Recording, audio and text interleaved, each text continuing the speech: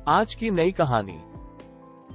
लक्ष्य का निर्धारण क्यों पढ़े। 70% लोग लक्ष्य का निर्धारण तो कर लेते हैं पर उसे पूरा नहीं कर पाते हैं, और उन 70% में आप और मैं भी हूँ।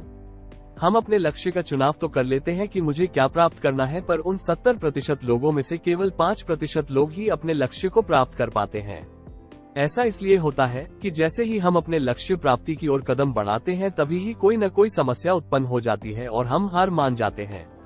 इसका समाधान इस कहानी में बताया गया है, जिसे सुनकर आप उन 5% लोगों में शामिल हो सकते हो। एक बार की बात है, एक निसंतान राजा था। समय के साथ वह बूढ़ा हो चुका था और उसे राज्य के लिए एक योग्य उत्तराधिकारी की चिंता सताने लगी थी। योग्य उत्तराधिकारी की खोज के लिए राजा ने पूरे राज्य में ढिंढोरा पिटवाया कि अमुक दिन शाम को जो मुझसे मिलने आएगा, उसे मैं अपने राज्य का एक हिस्सा दूंगा। राजा के इस निर्णय से राज्य के प्रधानमंत्री ने रोष जताते हुए राजा से कहा, महाराज, आपसे मिलने तो बहुत से लोग आएंगे और यदि सभी को उनका भाग देंगे तो राज्य के टुकड़े टुकड़े हो जाएंगे। ऐसा अव्यावहारिक काम न करें। राजा ने प्रधानमंत्री को आश्वस्त करते हुए कहा, प्रधानमंत्री जी, आप चिंता न करें, देखते रहें क्या होता है। निश्चित दिन जब सबको मिलना था, राजमहल के बगीचे में राजा ने एक विशाल मेले का आयोजन किया। मेले में नाच गाने और शराब की महफिल जमी थी। खाने के लिए अनेक स्वादिष्ट पदार्थ थे। मेले में कई खेल भी हो रहे थे, जिसके कारण राजा से मिलने आने वाले कितने ही लोग नाच गाने में अटक गए, कितने ही सुरा सुंदरी में, कितने ही आश्चर्यजनक खेलों में मशगूल हो गए तथा कितने ही खाने पीने, घूमने फिरने के आनंद में डूब गए। इस शाम का समय बीतने लगा, पर इन सभी के बीच एक व्यक्ति ऐसा भी था जिसने किसी चीज की तरफ देखा भी नहीं, क्योंकि उसके मन में निश्चित ध्येय था कि उसे राजा से ही मिलना है।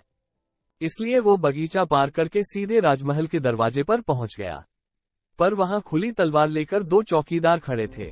उन्होंने उसे रोका, पर वह रुकने वाला कहाँ था। उनके रोकने को अनदेखा करके और चौकीदारों को धक्का मारकर वह दौड़कर राजमहल में चला गया, क्योंकि वह निश्चित समय पर राजा से मिलना चाहता था।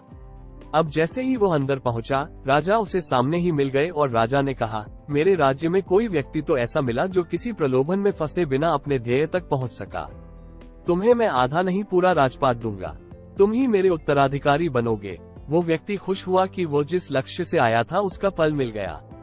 वो बिना किसी रुकावट के चक्कर में आए अपने लक्ष्य को प्राप्त करने में सफल रहा। कहानी की सीख, उस व्यक्ति का दृढ़ संकल्प ही उसे उसके लक्ष्य पर स्थिरता बनाए रखी।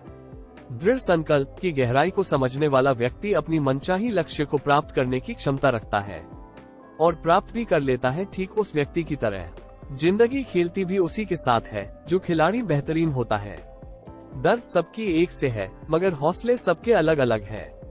कोई हताश होकर बिखर जाता है तो कोई संघर्ष करके निखर जाता है।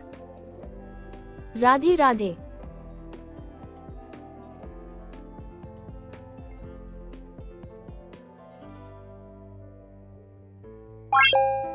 Bye.